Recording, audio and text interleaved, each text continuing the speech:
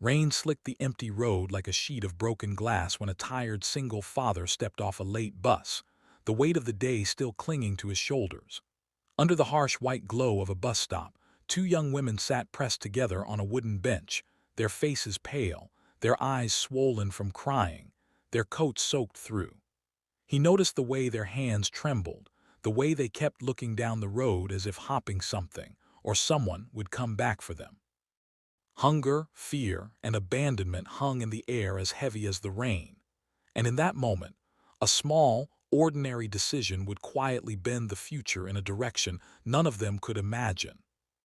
Before the story goes any further, if you believe in kindness, second chances, and the power of one small act to change a life, please like this video, share it with someone who needs hope, leave a comment, and subscribe to the channel Ripple of Kindness so these stories can reach more hearts.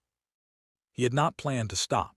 His mind was full of practical worries, the kind that come with raising a child alone and measuring every choice against rent, school fees, and groceries. The container in his hands was meant for later, a simple dinner saved from a long shift, wrapped carefully to make it home warm. But something in the girl's posture pulled him back, a familiar ache he recognized from his own past, the memory of nights when the world felt too big and too cold. He slowed, then turned, and the rain soaked deeper into his jacket as he stepped toward them. He offered the food without ceremony, without questions, just a quiet gesture that said, "You are not invisible tonight." The girls looked up, startled, suspicion mixing with relief, and for a moment no one moved. Then one of them nodded, her eyes filling again, not with fear this time, but with the shock of being seen. They had been dropped there hours earlier after trusting the wrong promise. A ride that never came back, a phone with no signal left, a plan that dissolved into the night. One of them, the younger one, carried the weight more heavily. She had left home chasing the idea of independence, believing courage alone would be enough. Now, sitting on a cold bench, she felt foolish and small, her confidence leaking away with every passing minute. The food warmed her hands first, then her chest, and finally something deeper that had gone numb. She ate slowly, tears dripping onto the plastic lid, ashamed of how much such a simple kindness meant.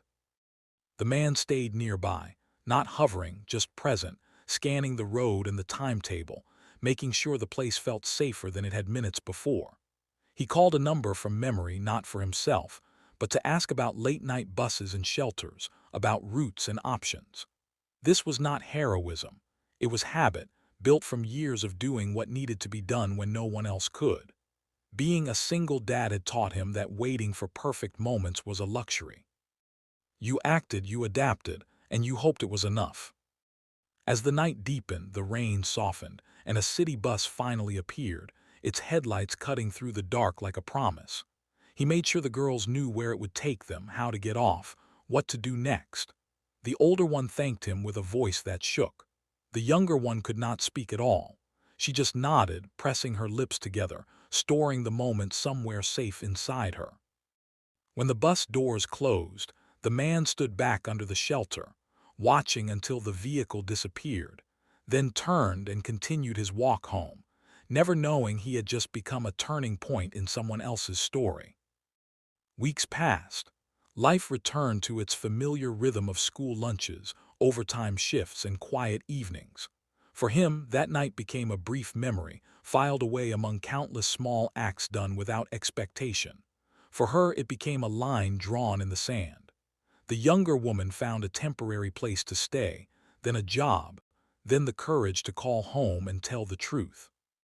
Each step forward felt borrowed from that rainy night, fueled by the belief that kindness could appear even when everything else fell apart.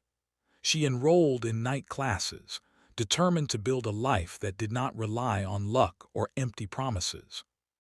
Months later, on another wet evening, she stood at a different bus stop, this time wearing a clean coat and holding a bag of groceries she could afford. Nearby, a woman sat alone, shoulders slumped, eyes red. The memory rose up uninvited, vivid, and sharp. Without overthinking it, she sat down, offered a warm drink, and stayed. The circle completed itself quietly, without applause. Years went by and the ripple widened. The young woman finished her studies and found work helping others navigate moments of crisis, the kind that feels small to the world but enormous to the person trapped inside them. She carried no illusion that one act could fix everything, but she knew with certainty that one act could change direction. She kept that belief close, like a compass, guiding her through hard days. Somewhere out there, a single father